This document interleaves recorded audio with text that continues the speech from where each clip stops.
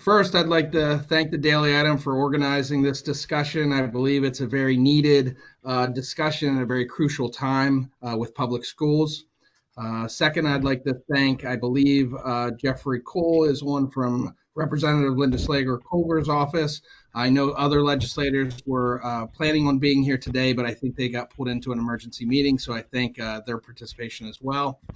I'd like to start off by saying that HASBO has estimated charter school costs to increase by $350 million, and charter school and cyber school costs are to increase by 475 million statewide this year. This money will come directly out of public school budgets. At Shikellamy, last year we had 84 students in outside cyber placements, which cost the district 1.3 million. And because of COVID, that number has increased this year to 156 students, which is going to cost us 2.3 million. That's $1 million increase to our budget that we do not have. This past year, we furloughed 8 teachers, we furloughed 4 support staff. We're in conversations right now about closing one of our elementary schools. I think my point is that we have nothing left to cut. My goal today is not to challenge school choice, but to make the point that I believe there's a freight train barreling down the road in the amount of $475 million that's going to come out of public school budgets. I also want to make the point that to the public that charter school costs, the tuition that we pay, is directly connected to how much a school district spends on our students here in our brick and mortar. I can't be convinced that the charter school costs, their overhead, is equal to ours. And my whole point is that I believe that someone has to make a change and that cyber school tuition costs need to be reduced. So that's my piece from the Shikellamy perspective. Hi, Kathy. Thanks for being here. We've been in contact for the last couple of days, especially about Milton. And I know last night you guys had a pretty big presentation. So if you can just get into that a little bit. We did have a discussion last night with our board of directors and with the public of Milton Area School District, directly expressing the same concerns that Dr. Bendel has expressed. If you look over time, exponentially, the rate of enrollment and tuition costs to attend cyber schools are not in alignment. So what costs us $3,600 to educate a student in a cyber education program that is facilitated by Milton Area School District, we are being charged $25,000 for a student in special education and $12,000 to $15,000 for a student that's receiving regular education services. It's difficult for public educators and administrators to be able to wrap their head around such a significant disparity in the cost to educate a child. We don't understand. We certainly have bricks and mortars that we are retaining, and a cyber charter school does not have any of that overhead. And I guess from my perspective, along with Jason's, this argument is not about school choice. It's about a fair funding formula that right now school districts are being gravely impacted by in regards to COVID. We have been able to maintain our costs until this year. We've spent approximately $250,000 on cyber education, outside cyber education. This year we'll topple over $768,000, which if you look at our fund balances, we're not able to bear that kind of expenditure. And then yet, if you look at the fund balances of some of these cyber charter schools, for example, one of them has a $90 million fund balance. We're not even in an equitable market anymore. So that cost comes back on the taxpayer is basically where it goes. That's correct. The taxpayers are shouldering the burden to pay for the education of these students. Jeff Cole? Jeff Cole. Yes. Yeah. So like I said, I've been talking to Linda quite a bit, and she's well aware of this situation. What has your office heard the concerns of many districts? Yes, I know Linda this morning when we were talking briefly before getting on this call, she said that she has had these conversations with a lot of the superintendents in our district and has heard the concerns, taken them back. And I'm just here today I've been taking notes thoroughly as each of the superintendents have spoken already, and going to share these with Linda after the call once we next talk. But yeah, I know she's heard these from all of the superintendents in our district that have shared the same concerns that Dr. Bendel and Dr. Keegan have just shared today. It is very concerning, especially now that COVID has hit and has exponentially grown these costs for each of the school districts. Yeah, I spoke with Superintendent Campbell a lot recently as well, and he had said that he has been in contact with your office, and I know you guys are working together on it. So again, that's a change that has to be made down there, and unfortunately, the burden does come back on the taxpayers. So with that being said, I know we have two school directors on from Shikellamy, so I know they just kind of wanted to listen, but Slade, have you heard concerns about cyber schools in the Shikellamy district? Well, mostly it's about the taxes going up to cover the cost, because of course none of us in our districts have that kind of money. You can't keep pulling from fund balances and savings to plug holes, because eventually that ends. It takes a lot of time to build up a fund balance. That just doesn't happen over a year. It takes a lot of years to get to a couple $1 million even. So yeah, it's concerning, because you're going to almost have to raise taxes when you're trying not to do that, especially in this situation with the COVID. Thank you for inviting us. I'm very happy to talk about this. I've presented to our board in the past as well. One of the things I found that I guess annoys me is that I'm paying an exorbitant amount to educate children that are from Danville, but the results of their scores are not to the degree of our results. The one school or the one academy that we send the majority of our students to has a PSSA scores proficient and advanced at 35.7%. But in our schools, it's at between 70 and 80% in each of our schools. So you can see it's a huge difference. And when we're talking about being careful with our money and how we spend it, this is spending it but not getting the results for our students. So that's one of my major concerns. We too have gone up significantly from 42 students last year to 72 students this year. So it's going to be almost a $900,000 bill. We've now started a cyber academy for our elementary. We've had one for our secondary, and we have now 180 students in those academies. And I'm grateful because even by having 3 full-time teachers work in those academies, the cost is only $6,000 per student. So it's cut it in half. And we're getting results. Our progress monitoring shows that those students are definitely making progress. So to me, it's a big concern academically as well as financially. Does this actually kind of also hurt the district as far as building projects and things of that nature, where you can't do some other things because of these? You don't know what's going to happen, and especially if districts don't go back to in-person right away, and parents start choosing these outside cyber schools. Definitely. When we look at it from the 18-19 school year, we had to pay $338,000. This year, we're going to pay over $888,000. We have schools in need of repair that are older. We were looking at a feasibility project, but this does definitely have a negative impact on that.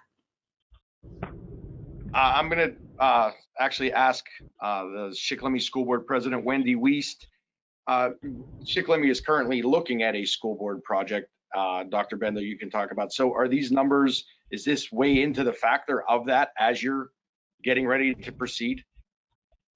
Francis, Wendy's having technical difficulties. She can't get her mic to be released. Oh, Can you hear me? he's there. Okay. Well, with regard to your first question, in terms of the cost of educating a student, correct me if I'm wrong, I'm not the superintendent here in the group, but that cost is derived from the total cost incurred by the district, of which pretty close to 80% is labor. When you take Cyberschool students or any type of charter school, whether it be something they're doing in person, those schools, it's pretty simple math to determine that they don't divide the number of teachers that we have, to arrive at a cost per student. So it would automatically be less if you take whatever the cost their school's incurring and look at it from that standpoint. Secondly, what I worry about with Shikellamy is, so in the state of Pennsylvania, we do have basically the formula for the cost of our staff is more like 1.5 per staff member, because we do have the mandated, and I know we've talked to Linda about this as well, we have the mandated retirement and healthcare costs that is associated with each teacher. So that is divided by the cost to educate a student, which I don't think people realize when they look at a school district and want to know why we can't balance our budget. We're looking at really paying 1.5 per staff member. And so, the result ultimately, for schools in Pennsylvania is going to be, you're going to have less staff. And that's the part I don't think people realize. When I know at Danville recently, they were looking at striking, that sort of thing. I don't think people realize that at the end of the day, you're going to have fewer people on staff because you can't afford them. With respect to a building project, our purpose in doing so, Chief Shikellamy, is the building in our school district that would probably survive the test of time. We do have other buildings in ill repair. So really, it's not about adding brick and mortar per se, because we do have buildings that are in ill repair. It's about consolidating functions and getting to that point with the staffing situation, because that is a fixed cost that none of us can control, and it's approximately 80% of our budget. So, Thanks, Wendy. Pete, can you hear us now? I think, can you guys hear me? Yep. Okay. We're good. I apologize, there's always something going on. But again, you'll hear similar stories from us at Mount Carmel. Again, in our case, I'll put it in simple terms, we're around the $1 million budget. And roughly the last 3 to 4, even 5 years, we've been spending roughly $1 million of that $21 million on outside cyber schools. Per student cost, for example, is $10,000 at Mount Carmel area. For a special education student, that cost rises up to $3,000. Again, what we offer a very similar, if not better, alternative right here at Mount Carmel area, and it's called Tornado eLearning Academy. We provide our students with their own laptop. Again, the benefits of working with us are our teachers are still here, available to them. Our graduation is available to them. Our prom, being in our yearbook. And we believe that the Mount Carmel area graduation diploma means something. So all those things are benefits to us when we feel we offer the exact same product that these outside cyber schools are offering. And again, we feel we offer that product even better. But when you're comparing the costs, again, it's just an abundant cost for a student to leave us. And like you've been hearing from our local superintendents, ultimately, this is not free. The only way a school district like Mount Carmel area could pay for these students leaving us and going to an outside cyber is ultimately, unfortunately, raising taxes. We do not have any other means to possibly pay for these rise in students. We're doing the best we can. Any family in the Mount Carmel area that is thinking about an outside cyber, there's a team of administration here that are here to help you. We'll talk that process out with you. And again, our main website has tons and tons of information for families that could hopefully paint a picture that, again, staying with us is a much better education. And you guys being out there, how about Shamokin? At Shamokin area, we have seen an increase just this year in about 27 additional students attending outside cybers. We are at about 167 as of today. We are projecting somewhere between $2.1 and $2.2 million spent this year on outside cybers. Last year, we were in the $1.8 to $2 million range. Our budget at the school, last year we approved a budget with a negative fund balance of $2.1 million. I attribute that to us having to pay just shy of $12 million in a 10-year period to outside cyber schools. And I don't see it ending. I see more and more students who are opting for the outside cyber option. We've done pretty much all the things other local school districts have done. We offer our own in-house cyber programs. We've had nights where we've invited families of outside cyber students to come, and we would walk them through the process of our cyber school. We've knocked on doors, we've sent letters, we've offered incentives, but our hands are tied because it's out of our control. Doing some research on some of the outside cybers, I believe Kathy might have mentioned one of them had like a $90 million fund balance. I found one 2018 had $8 million spent on advertising. So we're certainly at a disadvantage in the public schools. We've had to furlough teachers, eliminate staff, temporarily close buildings, eliminate programs, and unfortunately, we're going to be looking at doing the same thing here in the next several months, and that's eliminate programs for our own kids to pay millions of dollars out to the outside cyber kids.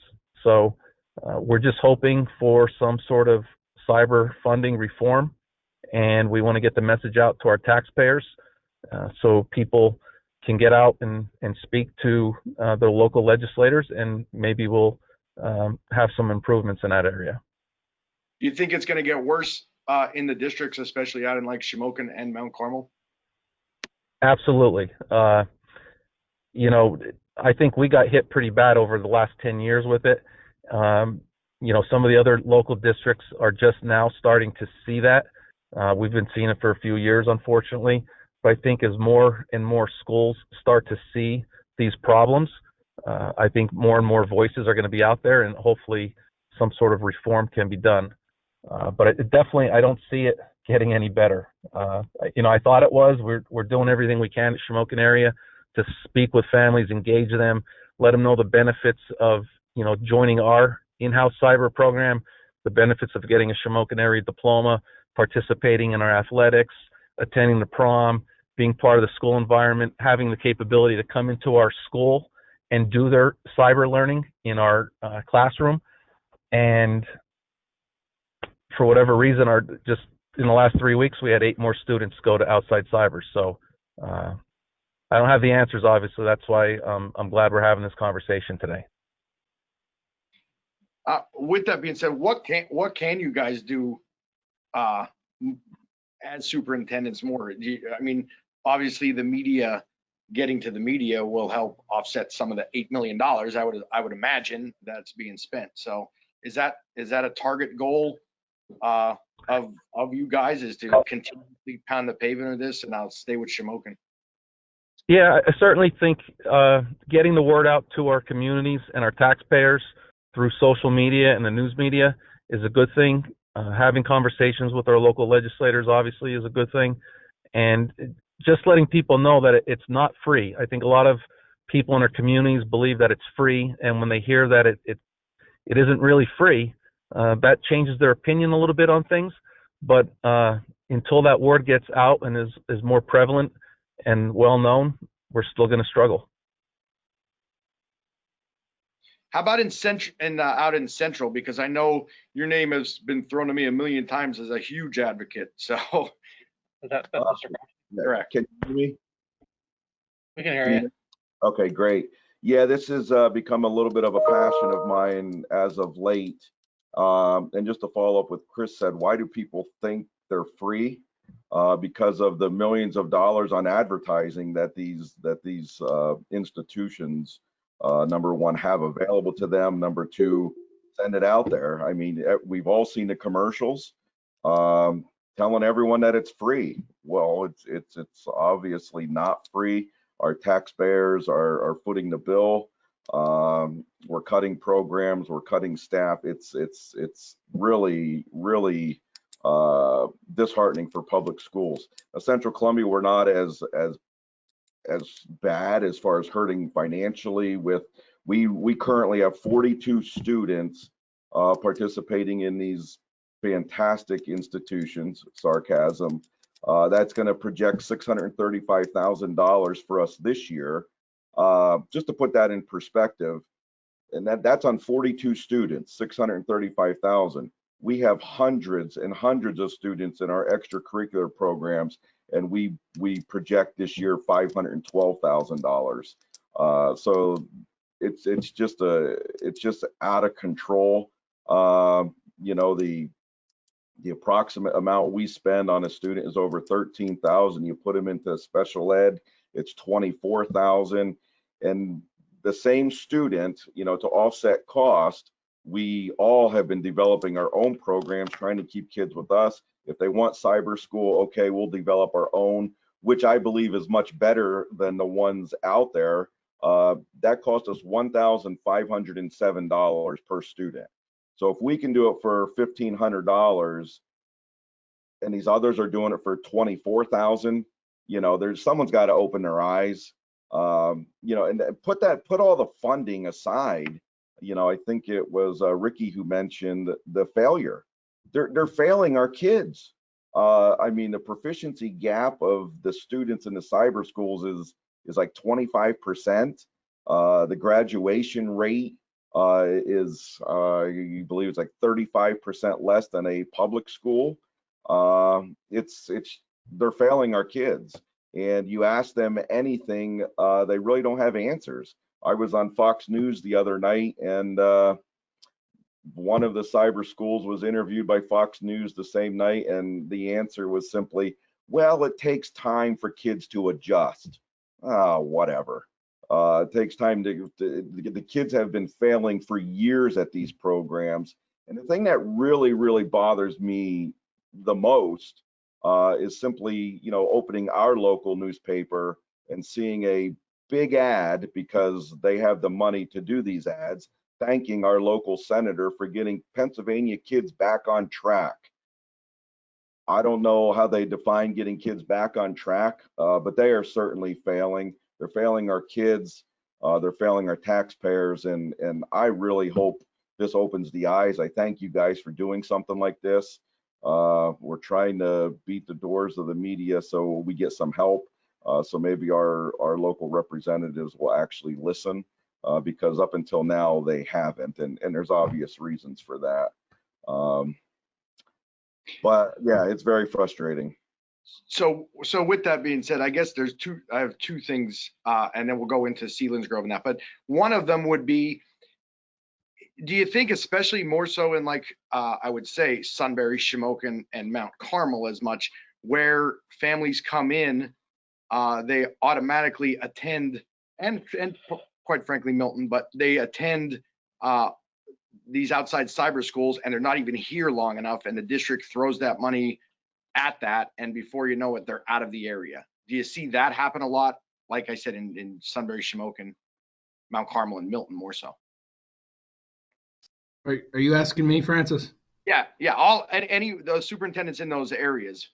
Yeah. I know what we see as far as turnaround in schools here. So, and that's without cyber school. But now with this, somebody comes into the area for whatever reason, and then they're gone, but you've already paid so much money towards that student.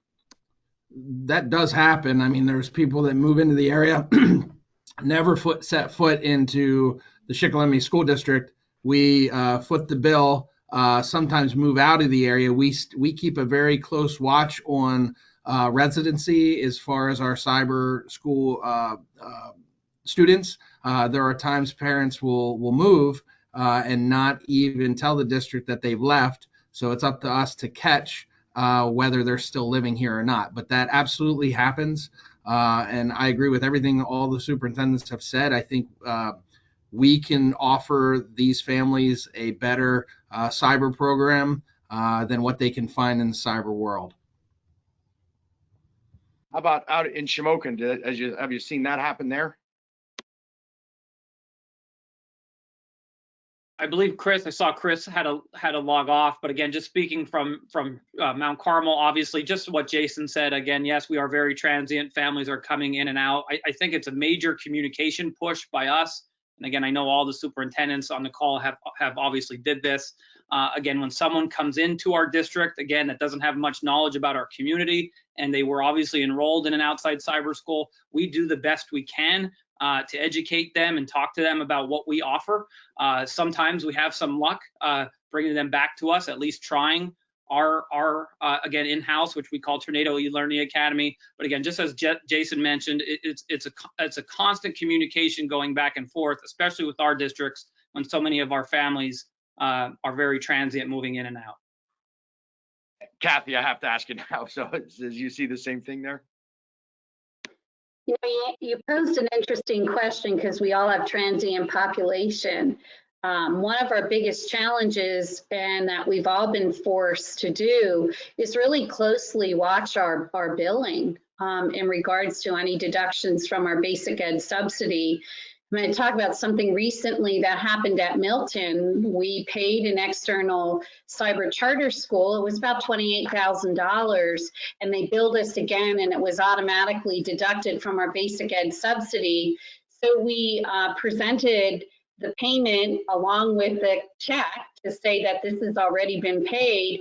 And we were told that it was our responsibility to go back to the cyber school and try and get a refund on that invoice that we had already paid. And I said, hold on a minute, how does this all work? I'm trying to understand, like, you don't have to resubmit an invoice for payment, you just automatically get a deduction. I don't know any business that functions in that capacity that you're not required to submit an invoice to get a deduct. So Milton and every school district that's participating today also has the business side of this. You have to make sure that who you're being billed for is indeed attending the cyber charter school, and that there isn't any redundancy in your invoicing, because that does impact your basic ed subsidy funding. So the job of educating has now moved into our business offices. It's moved into tracking kids as they're moving around throughout the Commonwealth.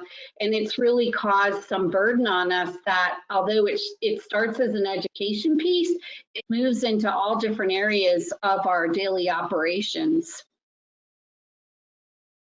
Dan, out in Mifflinburg, it's kind of out in its own area out there. Are you seeing an increase as well?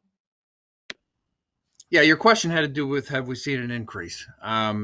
This is really a battle that we have been fighting for many years, and we have worked to reduce our number of students in outside cyber schools. Really, as many other superintendents have presented, we have our own program, and we have really felt that our program internally here has shown a lot of promise and a lot of success.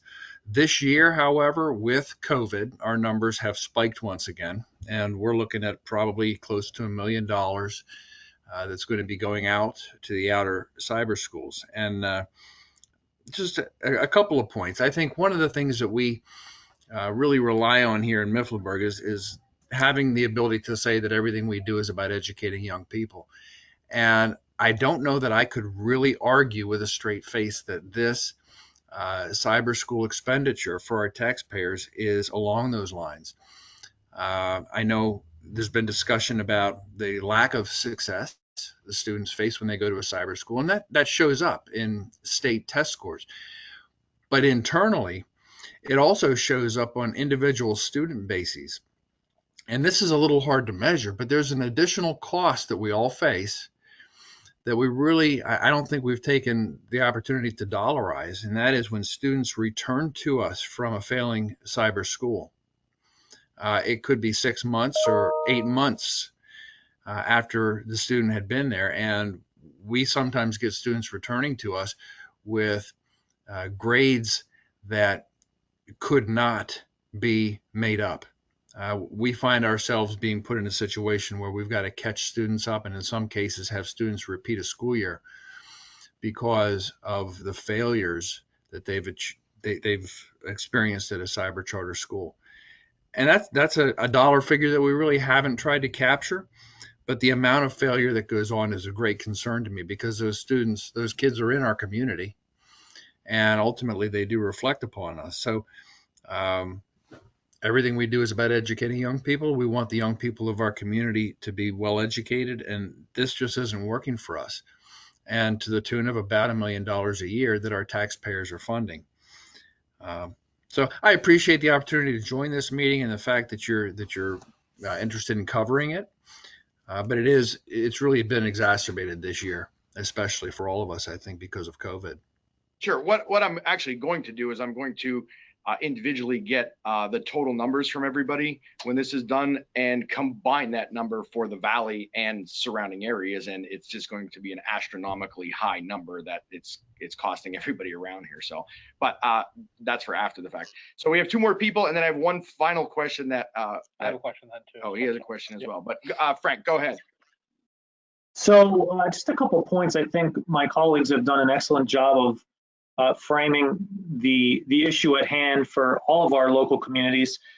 In doing some work with one of the former leaders within the legislature in regards to the education committee back in the late 90s, the original purpose for these cyber charter schools was to be a think tank to inform and experiment on innovative instructional approaches to hopefully enhance student learning. I think we can all say that aspect and that original purpose is no longer really valid. It's really turned into an unfair business model where they are profiting off of our local communities. And in regards to our school districts, we are successful school districts. Everybody on this call does great things with students within their communities. We are not examples of school districts that are failing, and we are examples of school districts that are utilizing our resources to the fullest to provide our students an opportunity to learn and experience things to the best of all of our abilities. It's important to understand that also, even the aspect of students who have unique learning needs, who need maybe to learn from a distance for a period of time, we all offer that. That's not something that was always the case, but we do offer it now. And I think the main message that taxpayers need to hear is, if the situation that we're currently in with cyber schools continues, it will, and already has, but it will continue and it'll get worse, to have a negative impact on the programs that we're able to provide students in our schools. I don't think that taxpayers, when they provide those funds for our local school districts, are doing so with the idea that they are funding some kind of outside educational entity that doesn't do anything to provide for the kids that are currently functioning within our communities. And I think the increased awareness that you'll be able to help facilitate is a very pivotal thing, and I thank you all for that. Alan, again, same thing with you. Warrior Run is kind of out in its own area out there. Are you seeing the same? I mean, obviously it's everywhere, but to what extent? So I would say that we are fairly fortunate here at Warrior Run. Our figures have been in the neighborhood of 300 to 400, 450 the last number of years, which is high, but we've been working actively to try to reduce those figures. We have about 10 additional students this year due to COVID who have gone to the outside cyber, so our costs have increased to about $560,000. I think it's a good comparison to Mr. Groshek when he had mentioned 42 students at $635,000. We're at 47 students for $560,000. So you can see the difference in cost based on per pupil expenditures. So I would say that our team here at Warrior Run has done a really great job in trying to retain students into our own Warrior Run Cyber Academy. That number has more than doubled, and we have about 103 full-time students in that program, saving the district upwards of $750,000. If the outside cyber students would come back to our Cyber Academy, we would save about $460,000. I do want to echo what Dr. Bendel had said about not attacking school choice. We are here to educate every kid and provide them with opportunities that fit their learning style. And I think that's why most of us have developed the online option. Beyond just full-time cyber students, we're small schools. we are unable to offer all of the electives that many larger schools can do. And so we utilize our vendors to be able to provide those opportunities for blended opportunities for our students, both in-house and then also those that might be in outside cybers. What I would say our position has been to our board and to our community has been the funding. Unfortunately, Warrior Run was one of the 17 districts when Governor Wolf came out with his proposal to charge school districts one uniform fee across the Commonwealth, that we actually were going to pay more, which then was kind of a negative to us because we continue to control our costs and have lower per pupil expenditures. So we have supported Representative Kurt Sonny's bill of requiring parents to utilize district-sponsored cyber schools. We think that's a great opportunity for our community to have the option here within our district to maintain the entitlement of what we offer here as the district, but to also then retain some of those funds. And I've shared with Representative Culver a number of times, we believe that his bill, Kurt Sonny's bill, would help facilitate some of the conversations that they're having in Congress right now regarding the budget deficits. This could solve some issues in terms of the basic ed subsidy, special ed subsidy increases that we desperately need here across the region. I would like to follow up with what Dr. Hack just shared. Representative Culver did bring Representative Sonny into her quarterly superintendent's meeting with us so that we could hear what bill he was sponsoring and the content of the bill. We were all very excited to hear about that, that bill that he was sponsoring or is sponsoring. So thanks, Dr. Hack, for raising that. When we heard it, we were like, whoa, there's light at the end of the tunnel for us in regards to the disparity in funding, and that possibly there was some hope that there would be a re-equalization of the cost of cyber charter versus what we're able to offer our students. Real fast, I do want to say, I understand it's hard for you guys, and as many of these as possible to do, you should do, to get it out to the media. And I know that sometimes these are very hard reads for people because it's not flashy, it's not a big, huge headline. So that you're fighting that as well. So that's why we wanted to take this opportunity and not just focus on one, but focus on everybody and try to make it a kind of a forced read so people can actually understand what you're saying on this side of it. So I hope that helps you guys as well. We got two more questions and then we're going to let you all go. Yeah, I do have a follow-up for anyone who wants to answer. And if Mr. Jeff Cole is on the line still, maybe he can have some input on this. Obviously, this has been an issue that has gone on for quite a number of years. But with COVID kind of exasperating the situation, do any of you anticipate any sort of relief from the state, grants, any COVID CARES funds that can possibly be put towards this, because some of the students are leaving for cyber school because they don't want to be in person?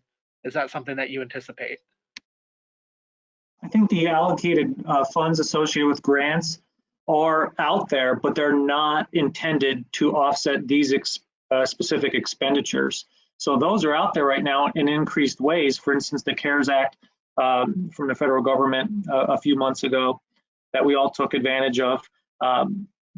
Those monies are to offset the tide that we are fighting in regards to extra expenditures and all the other things associated with COVID. So these funds are not directly intended or able to fully support that offset. Yeah, I would second that. We received about $1 million funding for the CARES Act, but that money was used to make sure that we were put in a position where we could limit risk as much as we could for our brick and mortar. That money's already been spent. This $1 million that I talked about for Shikellamy is an additional $1 million that we have based on the COVID situation that we don't have a way to fund, and it will come out of our fund balance and make our financial situation even worse. I'll go back to my initial point of I think there is a freight train coming, and I think this sole fact of COVID related to cyber charter school costs has a potential to really change what we have the ability to do educationally with our kids, because we have to foot the bill. Our taxpayers have to foot the bill, but that money has to come from somewhere, which means we have to cut programs. Okay, I have, I actually can't take credit for this question, but it's a good question, and it's from Mrs. Weist, and she's actually spot on with this, and I don't even know if you can do it or not. But did you guys ever consider doing a group cyber school with a shared cost through everybody? So I don't even know if that's possible. If it's not, but it sounded like a very interesting explore anyway, where that may help some of the what's going on. I mean, the IUs in the past 10 years have created consortium opportunities for school districts to access cyber education, which is where our costs are coming in. We participate with CSIU 16's cyber option. It is based on if you choose to author courses or teach courses, the costs go down. If you choose to purchase seat licensure, rather number of students participating by course, the costs go down. So the IUs have really risen up in the past 10 years to consortium those kinds of human resources and curriculum for school districts to access. That is who the Milton School District cyber program is run through. Even though the kids graduate with a Milton diploma, all of that vendor coordination is done through IU 16. All right, well, we appreciate everything. If you had one message as a group, and anybody can answer this, one message as a group to the public right now in this situation, especially with COVID, what would you want to tell them? This is your opportunity. I would really want them to know that they are paying for this. It's not free. Taxpayers are paying about 90% of the cost. And if it continues, our kids are going to be hurt. We're going to have to drop programs. We're going to have to furlough teachers. It's going to happen if this continues.